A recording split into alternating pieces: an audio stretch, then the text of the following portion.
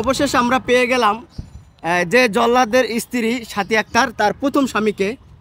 তো দর্শক দেখতে পাচ্ছেন আসলে তার হাতে কিন্তু তার এই যে নোটারি যে আসলে সে বিয়ে করেছিল, সাথী আক্তারকে সে বিয়ে করেছিল। তো সোশ্যাল মিডিয়ায় সে আমাদের সামনে এসেছে। আসলে সাথী এভাবে প্রায় বলে থাকতো যে আমি একটা না 10টা বিয়ে করেছি। আসলে কতটুকু সত্য, সাথী আসলে কয়টা বিয়ে করেছে আমরা জানি না। তো আসলে আমরা তার প্রথম স্বামীকে পেয়ে গেলাম এবং প্রথম স্বামী তার কাছ থেকে যে কী সাথী আত্মসাৎ করছে সেটা আমরা জানার চেষ্টা করব। জল্লাদ আমরা ইতিমধ্যে জেনেছেন যে জল্লাদ শাহজাহান সে কিন্তু দাবি করেছে 10 লক্ষ টাকা 2 ভরি স্বর্ণগয়না নিয়ে কিন্তু পালিয়ে এসেছে সাথী। তো আমরা তার কাছ থেকে জানবো যে এই সাথী আক্তারের প্রথম স্বামী আসলে তার কাছ থেকে সাথী আক্তার কী নিয়ে এসেছে। তো আসসালামু আলাইকুম ভাই। ওয়ালাইকুম আসসালাম। আচ্ছা, আপনি তো দাবি করছেন আপনি সাথীর প্রথম স্বামী। জি। তো আসলে আপনি কত বছর আগে সাথীকে বিয়ে করেছিলেন? বিয়ে করছি 2022-এ। 2022 সালে। তো আসলে 22 সালে বিয়ে করলেন, কত বছর সংসার করলেন তার সাথে? 5-6 মাস সংসার হয়েছে আমাদের সাথে। মাত্র 5-6 মাস? জি। আচ্ছা, 5-6 মাস সংসার করার পরে কেন আপনি তাকে ছেড়ে দিলেন? ও আমার ছেড়ে চলে গেছে। ওরে একদিন মারধর করছিলাম, পারিবারিক ব্যাপার নিয়ে ঝগড়া হয়েছে, ওরে মারধর করছি। পরে বাসা চলে যাওয়ার পরে আর আসে না। ফোন দিই, ফোন আমার গালিগালাজ করে। অনেকবার ফোন দিয়েছি, ট্রাই করছি, ও ফোন দিয়ে গালিগালাজ করে। পরে ওই কদমতলী থানার দারোগা দিয়া ফোন দিয়া যে আমার ভয় দেখাইছে, যদি এই নাম্বারে ফোন দেই তাহলে আমার নারী শিশু মামলা দিয়া চালান দিব। কি কারণে মারধর করলেন আপনার স্ত্রীকে? এটা পারিবারিক ব্যাপারে।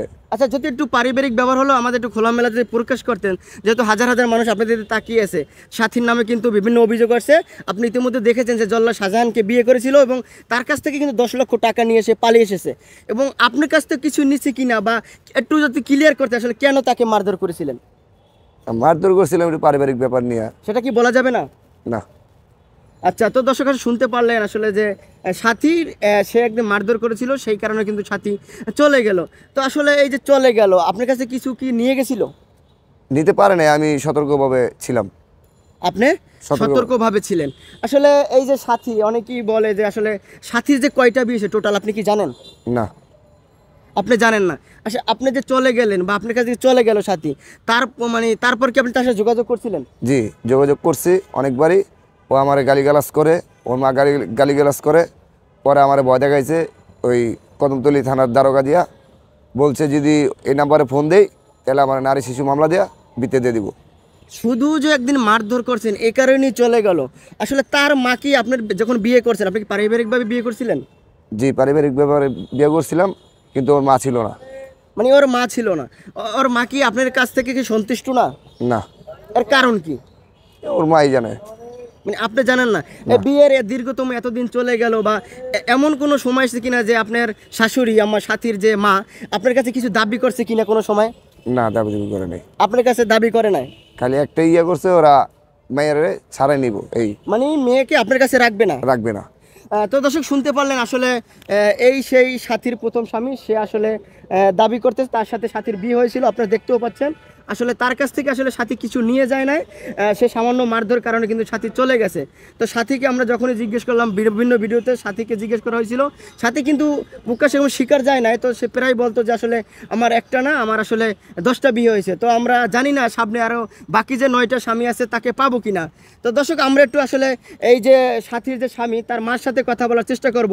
এটা তো আপনার ছেলে ফাতেমা আক্তার সাথী, মানে তার সাথে আপনার ছেলেকে বিয়ে দিয়েছিলেন? আচ্ছা, এটা কি আপনারা সবাই সমঝোতার মাধ্যমে বিয়ে দিয়েছিলেন? হ্যাঁ। এই সাথীর মা কি রাজি ছিল? না। তো সাথীর মা রাজি ছিল না, তো আসলে কিভাবে বিয়েটা হলো? সাথীর মা রাজি ছিল না, কইছে যে ঈদের পরে। সাথীর মা রাজি ছিল কি ঈদের পরে করাইব। আচ্ছা, সাথী এর মধ্যে আইয়া পড়ছে। মানে সাথীর মা বলছে পরে, কিন্তু সাথী এর সাথে চলে আসছে। হ্যাঁ। এর সাথে কি সাথীর কোনো সম্পর্ক ছিল? না, মানে পাশাপাশি ছিলাম। ও, আপনারা পাশাপাশি ছিলেন? মানে আপনি দেখি তাকে পছন্দ করছেন? হ্যাঁ। আচ্ছা, এই যে বিয়ে হলো, সাথীর মা রাজি হলো না, আসলে কি কারণে? মানে সাথীর মা যে আপনার ছেলের কাছ থেকে সাথীকে নিয়ে গেল বা কি কারণে নিয়ে গেল? সাথীর মায়ে চাইছে যে বড় লোক দিকে বিয়া দেব। আচ্ছা। পয়সাওয়ালা দিকে, একটা মাইয়া তো এক পয়সাওয়ালার কাছে বিয়া দেব, গরিবের ছেলের কাছে দিব না। আচ্ছা। এই কারণে নানান রকমের ছেলে আনতো আমার বাসায়। ওর বিয়ার পরে আমি জিজ্ঞেতাম যে এই কি লাগে, মামাতো ভাই, ফুফাতো ভাই, খালাতো ভাই, এগুলি কিন্তু। এই লোক মানে বাসায় কি লোক আনতো? হ্যাঁ, বাসায় লোক কি আনতো? সাথীর মা না সাথী? সাথীর মা আনতো। সাথীর মা লোকান্ত, হ্যাঁ। লোকগুলো কি আইনা কি সাথীর সাথে কথা বলতে হ্যাঁ। দিত নাকি সাথীর মা হ্যাঁ। কথা বলতো? সাথী মাও কথা বলতো, সাথীও কথা বলতো, সাথী খাবার দিত। মানে মেস খাওয়াইতো নাকি না এমনি অন্য কোনো? এমনি চা নাস্তা পানি দিত। মানে মূলত আসলে কারণটা কি, মানে কোনো কোনো খারাপ কাজ করতো নাকি এমনি বাসায় ডাকতো? আসলে বিষয়টা তো বাসায় ডাকতো মেয়েরে দেখাইতে যে এই মেয়ে আছে, এই মেয়ে বিয়া দেবো। তা আপনার ছেলের সাথে বিয়ে দিয়েছে, আবার কেন ছেলে না, দেখাইছে? আমার ছেলে তো গরিব। মানে বিয়ের পরও তারপরও মানে বাসায় লোকান্ত তার মেয়েকে বিয়ে দেওয়ার কথা দেওয়ার বলতো? জন্য, হ্যাঁ। আচ্ছা, আপনি কোনো সময় কিছু বলতেন না, যেহেতু আপনি তো তার শাশুড়ি, যে হ্যাঁ। এই কাজগুলো ভালো না বা হ্যাঁ, কি আমি করে? আমি বলছি। তারপর আচ্ছা। সাথী মেরে আমি আমার বাসা দিয়ে বাইরেও করিয়া দিছি যে বউ আমার ছেলের বউ আমি আনছি পছন্দ করে। আচ্ছা। এখন তোমার দাবি নেই, আচ্ছা ঠিক আছে?